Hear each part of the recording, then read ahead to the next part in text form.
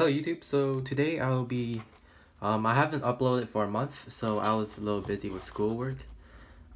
Today I'll be talking about how do you care for tropical pitcher plants. I know I've done these types of videos in the past before, but I decided to do a new one because more people are starting to grow these plants and I'm just giving you my current knowledge and most updated information right now. So I have a couple plants right here. I'll be going over them. We have a highland species, lowland species, and hybrid. Two highland species hybrid. So I'll go over how do you take care of these little tropical pitcher plants. Nice little pictures here.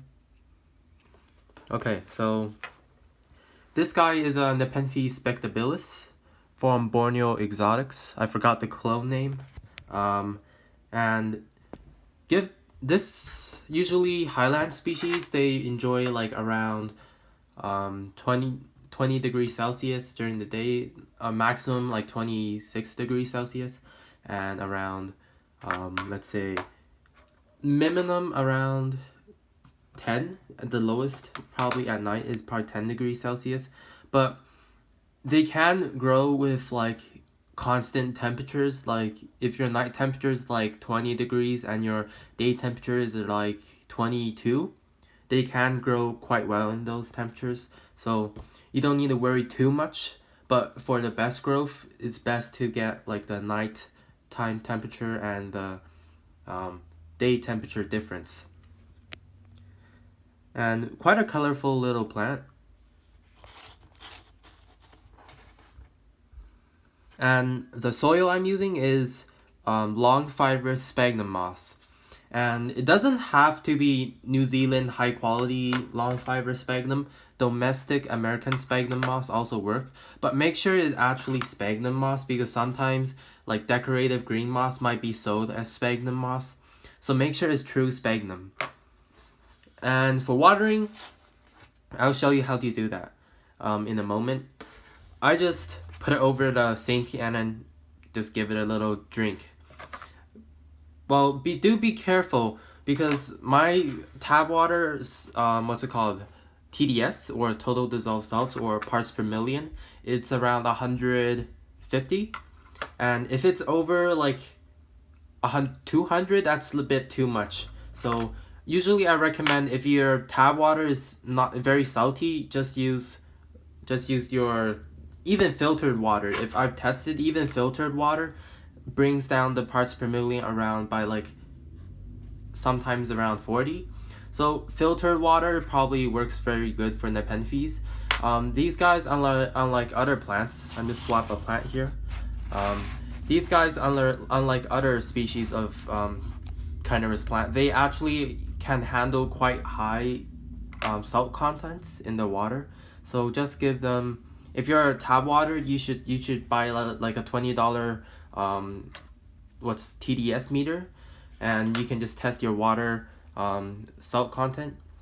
If it's over 200, I don't recommend using the tap water. Although it might not kill the plant will still grow, but over time salt might build up in the soil and then it might be dangerous.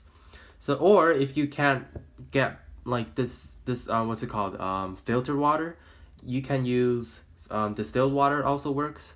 Let me think. Also, reverse osmosis water, rainwater, all of them works. And water is quite an important issue in terms of growing carnivorous plant. And Nepenthes tropical pitcher plants is not that picky.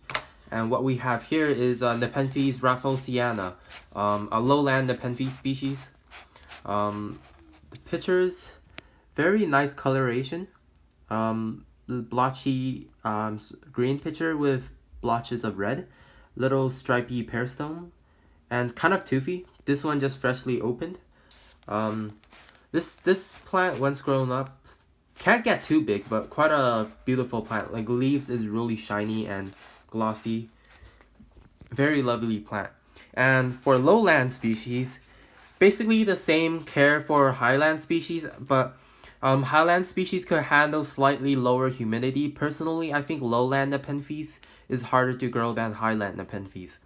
Lowland Nepenthes usually, like, I'm in Canada, so the summer temperatures and winter temperatures are all like in the house. It's all around 20 degrees. Even in summer, the hottest days, our house is around like 24. So lowland Nepenthes usually require like above 25 at least. So what I do, I put them in a sort of like a container, and then I sort of almost seal off the container and put some water underneath the container. Remember, it's not sitting in the water. I sort of elevate it a little bit, and I put some fluorescent bulbs over it, and inside will sort of heat up. The greenhouse effect will heat up the um, grow space to around 26 degrees. So you can just put it in a tank, but make sure not make it like completely sealed because it needs little bit of aeration. So, and then put not, I don't recommend LED grow lights. Just put a fluorescent. Fluorescent has a little bit of heat, but LED is basically just no heat. So for lowland Nepenthes, if your house temperature is not very hot, get a get a heat lamp, or like get a little heat pad or something. All of those will work. Just buy it from your pet store. Probably have them. And yeah, beautiful plant. And I did not bring all of my plants, Nepenthes here. I just brought a couple that's looking great today. And what we have here is, this plant's kind of big. Well, not very big, but this one is Boschiana cross vogelii. It's a new hybrid. Brad's Greenhouse exclusive new hybrid. It's between two species.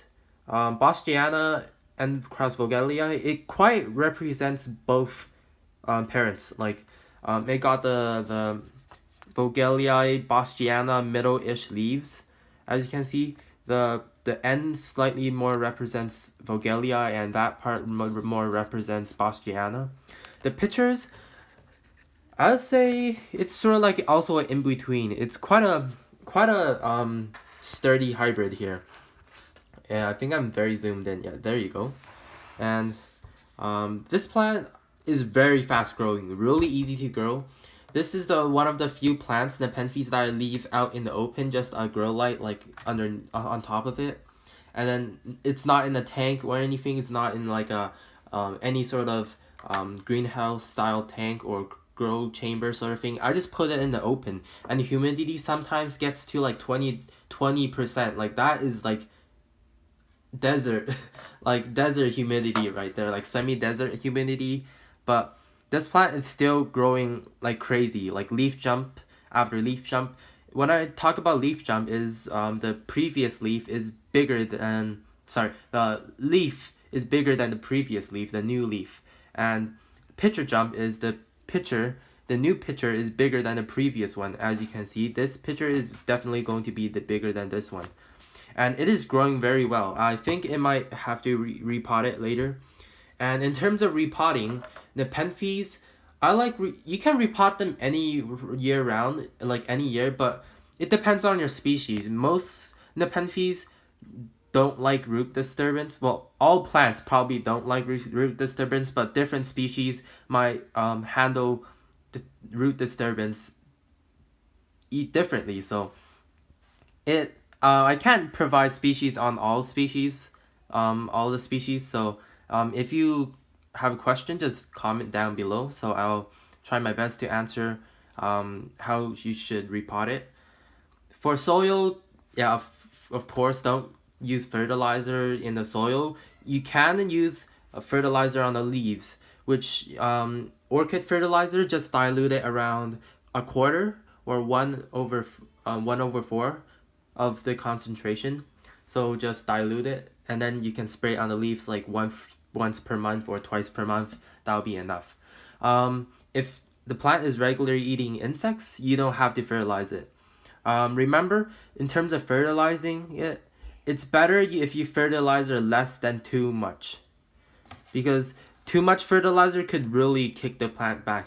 Like I did mess up a little bit through trial and error. I tried fertilizing one of my Nepenthes like quite a bit, but instead of growing faster, it just didn't grow. It just sort of went into a stun.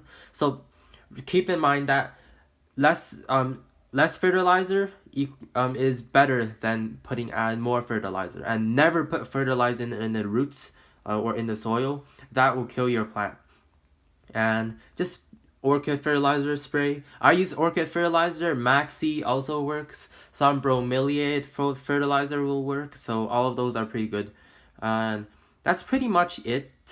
And I'll just quickly show you how I water these guys.